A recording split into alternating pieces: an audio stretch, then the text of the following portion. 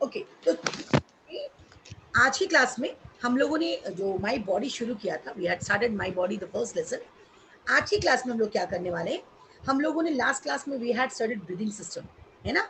We studied breathing system जिसमें हम लोगों ने ब्रीदिंग सिस्टम के ऑर्गन्स देखे, what was the process of breathing system, जो मैंने बनाया था आपके लिए for that power point slides.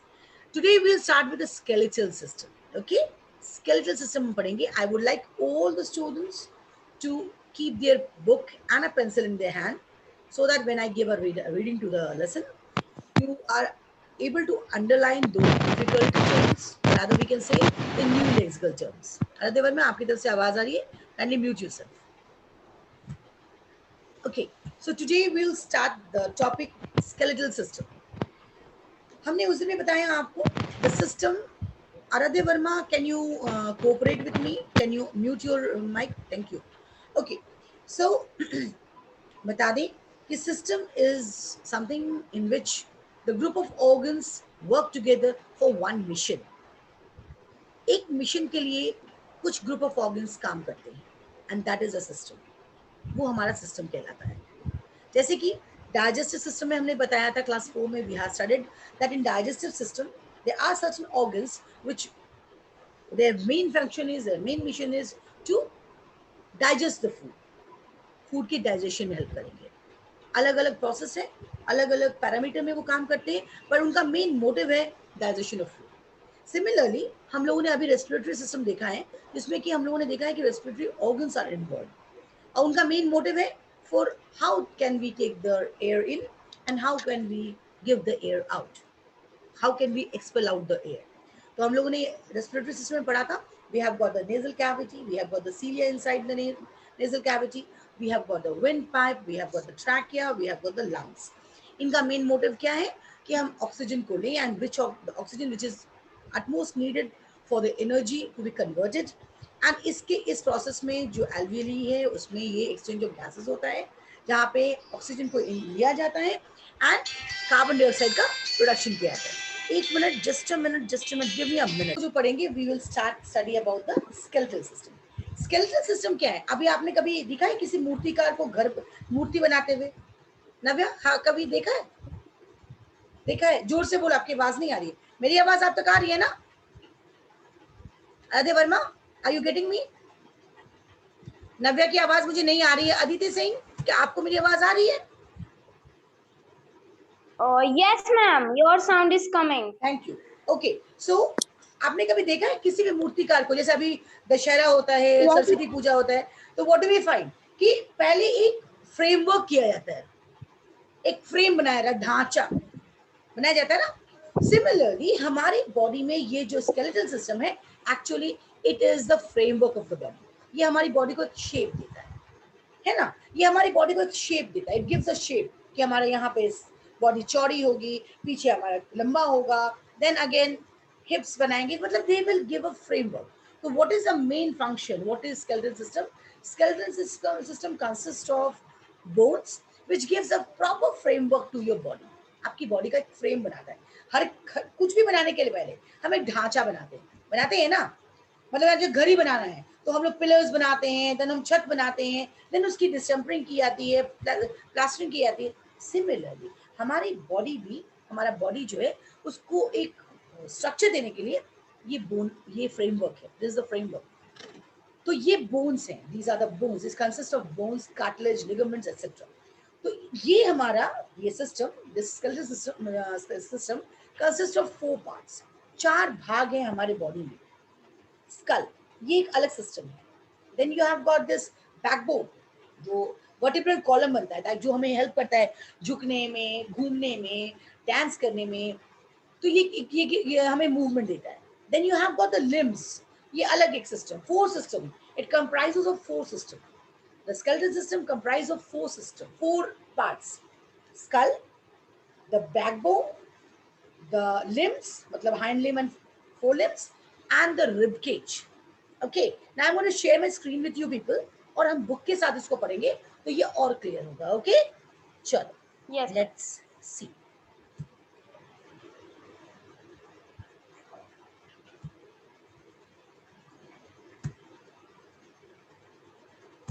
आपकी बुक को ही मैंने यहाँ लिया है because I don't have the book, मैंने इसको पीडीएफ में डाला हुआ है, कुछ बच्चों से ही मैंने मंगवाया था इसे। ओके, कहाँ गया?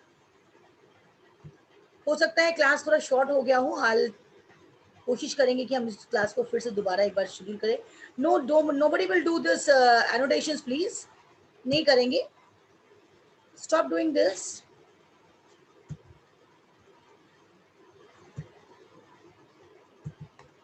See, skeleton system.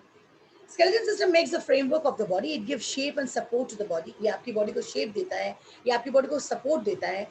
इतना ही नहीं, ये आपकी बॉडी के इंटरनल ऑर्गन्स को प्रोटेक्ट भी करता है। जैसे कि आपको मैंने बताया रिब केज, आप इसको नीचे आए देखिए, this is the rib cage, can you see? Anusha Bharti, can you see this rib cage? हम इसको कहते हैं एक ऐसा केज जो रिब्स का बना है, जो हड्डियों का बना है। You can feel it with your hand, आपके रिब केजेस में ये केज है, पिंजरे की तरह है, जिसके अंदर हमारे जितने भी इंपॉर्टेंट डेलिकेट ऑर्गन्स है ये सेफ है। जैसे कि हार्ट है, लंग्स है, these all comes under this rib cage. Can you see that Anand? क्या आपको दिख रहा है? Can you see the screen? Okay, so ये हमारा रिब केज है, this is the rib cage, एक पिंजरे की तरह है जिसके अंदर हमारे डेलिकेट ऑर्गन्स सेफ है, जहां जिसके अंदर हमारे डेलिकेट ऑर्गन्स सेव्ड है। ओके, सो ये भी हमारे बोन्स का बना है। अगर मान लो ये रिब केज नहीं होता, व्हाट वुड हैव हैपन? ये सारे हार्ट, लंग, ये सारे बॉडी में लूज होते, और मान लो कभी चोट लगी तो क्या है, ये हमारा रिब केज जो है उस चोट को बर्दाश्त कर लेता है, उस चोट को अपने में लेता है, हमारे डायरेक्ट इस डेलिकेट ऑर्गन्स तक नहीं पहुंचने देता है ना। तब ये रिब केज क्या करता है, एक पिंजरा बनाता है जिसके अंदर हमारे ये ऑर्गन्स हैं, और इन ऑर्गन्स को डायरेक्टली कोई हर्ट पहुंचने नहीं देता है। ओके, चलो फिर से वापस ऊपर चलते हैं हम लोग। So it gives a framework to the delicate inner organs. हमारा ह्यूमन सिस्टम जो है स्केलेटन का, वो 206 बोन्स का बना होता है, बड़ा छोटा मिला के। We have got 206 different bones of different shapes and different sizes. But irony सोचो, और सोचो इस क्या बात है कि जब बच्चे का जन्म होता है तो मोर देन 300 बोन्स होते हैं, मतलब 206 बोन ऐसे हैं, लेकिन जब बच्चे का जन्म होता है तो उसका मोर देन 300 बोन्स होते हैं, 300 bones, more than 300 bones. Can you imagine? और ये जब बड़े बच्चे होते हैं तो ये 300 बोन क्या होते हैं, ये फ्यूज कर जाते हैं, इन्फ्यूज कर जाते हैं, मिल जाते हैं, फ्यूज कर जाते हैं, और ये जाके खड़े होते हैं कहाँ पे? 206 बोन्स। और सारे के बोन्स के अलग अलग फंक्शंस हैं, सबके अलग अलग साइज हैं, सबके अलग अलग शेप है। सबसे छोटा बोन हमारा ईयर बोन है। ओके, हम आगे पढ़ते चले जाएंगे, समझ में आएगा। The bones are the hard and strong subject structures, and they are made of calcium and phosphorus. इसीलिए कहा जाता है you need to have more of calcium and more of phosphorus. आपको बहुत phosphorus और calcium लेना चाहिए ताकि क्या हो, आपके बोन स्ट्रॉन्ग।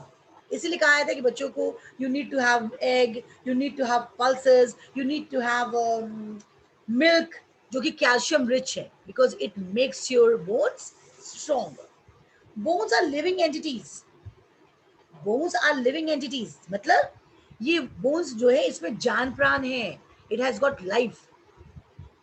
आपको ये नहीं लगे कि ये हड्डी है इसमें लाइफ नहीं है, नहीं, इसमें लाइफ है, तभी तो वो टूटता है तो आपको दर्द होता है ना। हड्डी टूटने का दर्द, it's a very horrible pain. और इसमें क्या होता है, इसमें चैनल्स हैं, it contains the blood vessels. इतना ही नहीं, इतना ही नहीं, हमारे जो ब्लड बनते हैं, फॉर्म मैन्युफैक्चर होता है, ये हमारे इसी बोन मैरो में होता है, जो कि ब्लड बोन्स के अंदर होता है। Okay, so they also have nerves that are necessary to keep them alive. That is why we feel pain when our bone gets hurt. जो अभी मैंने बताया, हमारा बोन एक लिविंग एंटिटी है। देखो, बाल हमारा लिविंग एंटिटी नहीं है, हम काटते हैं तो क्या दर्द होता है? नो। आप नेल्स को काटते हैं तो क्या दर्द होता है? नो। बट अगर आपके बोन्स को चोट पहुंचे तो दर्द होता है? Yes. It shows that it is a living entity. इसमें भी चैनल्स ऑफ ब्लड है, जो कि उसमें फीलिंग है ना। Now see next, the long bones like the thigh bones and the arm bones have the hollow from inside. जो मैंने अभी बताया, ध्यान से देख सुनेंगे। जो लॉन्ग बोन्स है हमारे हाथ के और पैर के, ये अंदर से हॉलो होते हैं, और ये हॉलो स्पेस जो है that is filled with cell soft material known as bone marrow.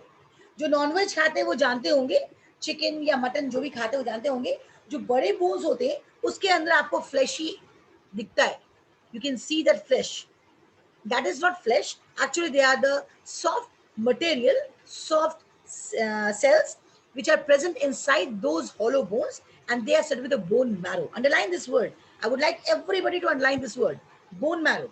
What is it about, ये क्या है? ये बोन मैरो वो सेल्स मटेरियल है, और ये सेल्स हैं जो कि हमारे ब्लड के मैन्युफैक्चरिंग में हेल्प करता है। अगर इसमें कोई दिक्कत हो तो ब्लड का इन्फेक्शन होता है। ओके, तो bone marrow, Anitya are you sad today?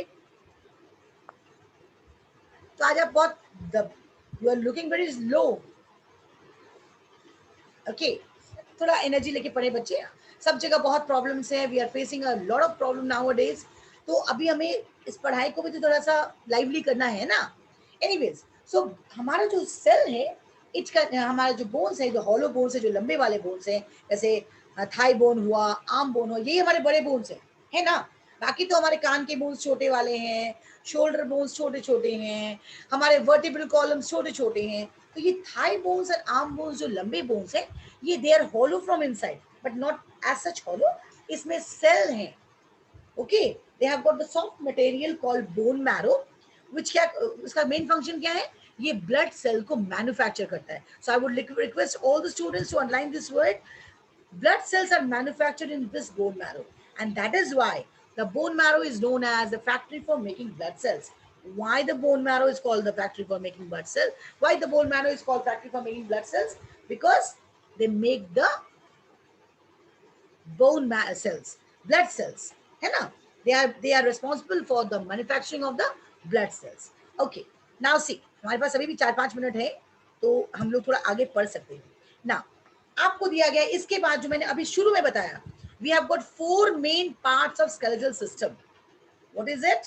पहला है स्कल, शुरू करते हैं हम skull. Then you have got backbone, है ना, rib cage and limbs. We have got this 4, this is the skull, this is the backbone जो कि आपको पीछे से दिख रहा है, and this is the rib cage, and these are the limbs, है ना, 4 limbs and hind limbs, 4 limbs हमको दिख रहे हैं, 2 हाथ और 2 पैर, इनको सबको मिला के limbs कहते हैं। ओके, सो स्टूडेंट्स हम आज यहीं पे कंक्लूड करेंगे। हम लोग कल पढ़ेंगे, कल भी हमारा क्लास, कल क्लास नहीं है, परसों क्लास है ना, तो हम लोग कल परसों इसको करेंगे। मीनवाइल आपको मैं एक होमवर्क देती हूँ, all of you listen to me. आप क्या करेंगे, आज अपनी साइंस की फेयर कॉपी निकालेंगे। Now I am telling about the fair copy, no rough copy. Okay, आज अपनी फेयर कॉपी निकालेंगे, and in your fair copy you give a drawing, you make a drawing of your skeletal system, ठीक है। और 2 चीजें बनानी है आपको। आपको एक व्हाइट पेज पे रेस्पिरेटरी ऑर्गन्स बनाने हैं, रेस्पिरेटरी सिस्टम बनाना है, और दूसरे व्हाइट पेज पे आपको स्केलेटल सिस्टम बनाना है, with each and every part माने प्रॉपर्ली डिफाइंड, ठीक है। हो जाएगा Aditi Singh, am I clear? Yes, ma'am, you are clear. Thank you. So आप इस चीज का ध्यान रखेंगे कि आज का जो होमवर्क है वो ओनली अ ड्राइंग है। 2 ड्राइंग मैंने दिया है, इसलिए ड्राइंग दिया है so that I you may know the different parts. हम लोगों ने रेस्पिरेटरी ऑर्गन्स पढ़ चुके हैं, रेस्पिरेटरी सिस्टम पढ़ लिया है, तो रेस्पिरेटरी ऑर्गन्स को ड्रॉ करेंगे, सिस्टम को ड्रॉ करेंगे, एंड लेवल इट्स पार्ट्स, इसके सारे पार्ट को प्रॉपर लेवल करेंगे, ठीक है। और नेक्स्ट पेज में you draw the skeletal system. It's bit tough, थोड़ा टफ है, लेकिन मुझे लगता है हमारे बच्चे ड्राइंग बहुत अच्छा करते हैं, they will be able to do that, ठीक है, हो जाएगा। ओके, अब मुझे सारे बच्चे हाथ नीचे कर लो, लोअर योर हैंड्स प्लीज। किसी को कुछ मुझसे पूछना हो तो पूछो, ताकि मैं कुछ वैसे हमारे पास बहुत समय कम है, किसी को पूछना हो। Harsh Kumar, roll number 4F। Ma'am, जो आपने वर्क दिया था वो मैंने फेयर कॉपी में बना लिया था। मैम, होमवर्क में क्या क्या दिए हैं आप? हाँ बेटा बोलो हर्ष।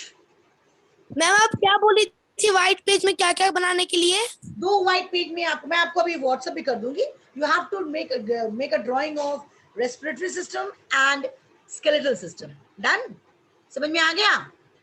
मैम, जो आपने वर्क दिया था वो मैंने कॉपी फेयर में। कॉपी में बना लिया था। फेयर कॉपी में करना है, ये दोनों आपको फेयर कॉपी में करने हैं। अब मैंने जो लास्ट टाइम एग्जाम दिया था वो आप रफ कॉपी में कर सकते हैं, लेकिन कुछ बच्चों ने फेयर कॉपी में कर लिया है, नो प्रॉब्लम, वो आपके एक्स्ट्रा ही नॉलेज के लिए मैंने कहा था कि रफ कॉपी में करेंगे। तो अगर आपके